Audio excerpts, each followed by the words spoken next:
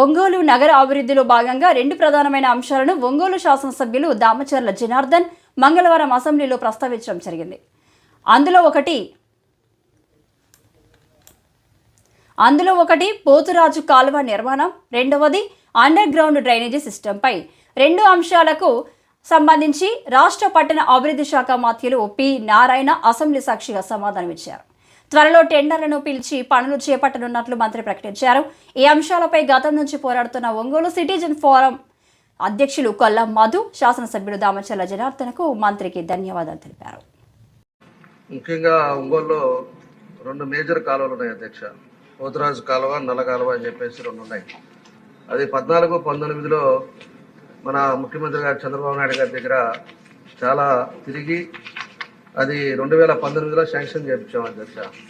దగ్గర 89,75 లక్షలకి అది శాంక్షన్ చేపిస్తే మళ్ళా ఎలక్షన్ రావటం, ఎలక్షన్ తర్వాత గవర్నమెంట్ మారటం, ఆ తర్వాత ఈ వైఎస్ఆర్ పార్టీ వాళ్ళు వచ్చిన తర్వాత రివర్స్ టెండర్ కింద 62 కోట్లు చేశారు అధ్యక్ష. చేసి దాని 3 కాంట్రాక్టర్లు మారారు. వాళ్ళు కూడా ఒకరు వచ్చి విజయభాస్కర్ రెడ్డి, ఆ తర్వాత నారాయణరావు, వీళ్ళు మారి దగ్గర 41-75 కోట్ల రూపాయలు ఆ డబ్బులంతా కూడా తీసుకున్నారు అధ్యక్ష. ఆ పనులు మాత్రం జరగల.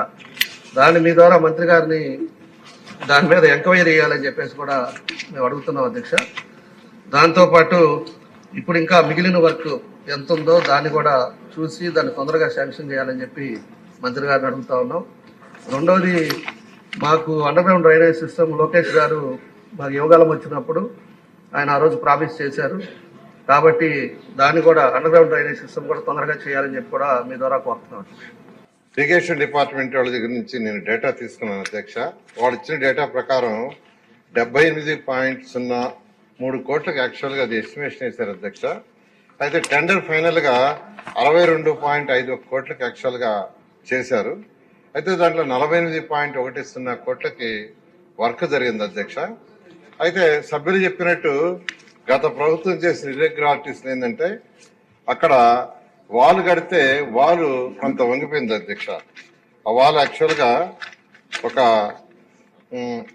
5.1 కిలోమీటర్ వాల్ కట్టాలి విత్ బెడ్ గంట వాల్ కట్టారు. ఆ వాల్ 50 మీటర్లు టిల్ట్ అయింది అధ్యక్ష.